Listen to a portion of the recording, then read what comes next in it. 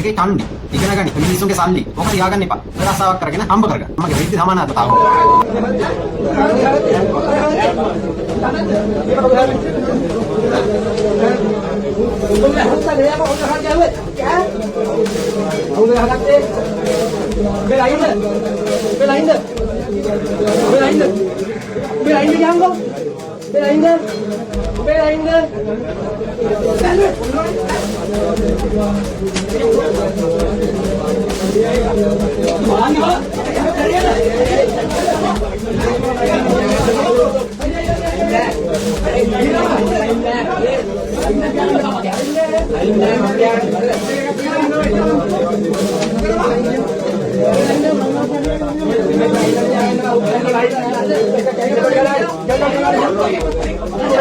Video එක දුක් ඉඳලා ඉගෙන ගන්න ඇවිල්ලා උන්ගෙන් ගුටි කන්නත් ඕනද? කැම්පස් එකේ ඡන්දි. ඉගෙන ගන්න ආවා නම් ඉගෙන ගනි. තොපි මේ කෝටිපතියන්ගේ ළමයි නෙමෙයිනේ. එන ළමයි ඉගෙන ගන්නෙත් නැත්. තොපි මෙතන එක එකව කරලා යනවා. පාදින් නැතුව එළියට යනවා. අර සංගමයටයි මේ සංගමයටයි අර පිකටින් එකටයි ගිහිල්ලා.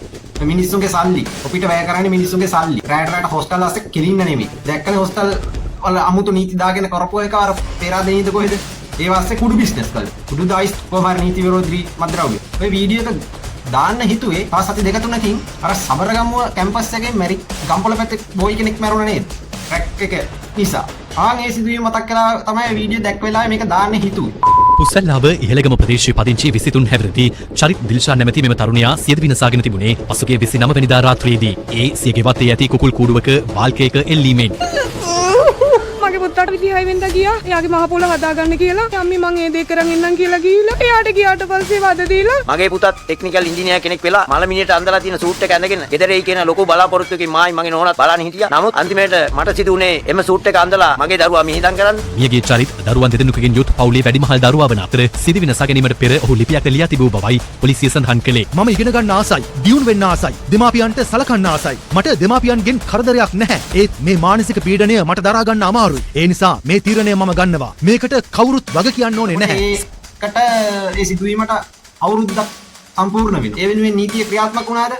ඒ ඡන්දි ටික තාම ඇතුළේද එළියේද අප පිටද ඉන්නේ?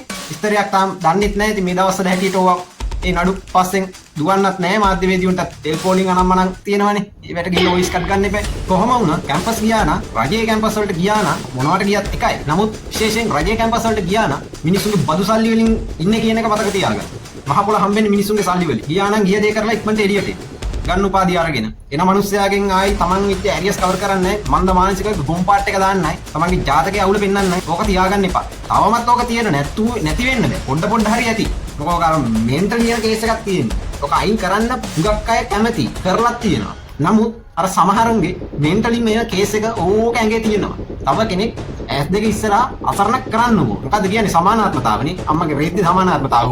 කැම්පස් එකට ගියා නම් ගිය වැඩේ කරගෙන හැකි ඉක්මනට එළියට ඇවිල්ලා ඔය රසාවක් කරගෙන හම්බ කරගන්න. මිනිස්සුන්ගේ සල්ලි වලින් ඕක තියෙන්නේ.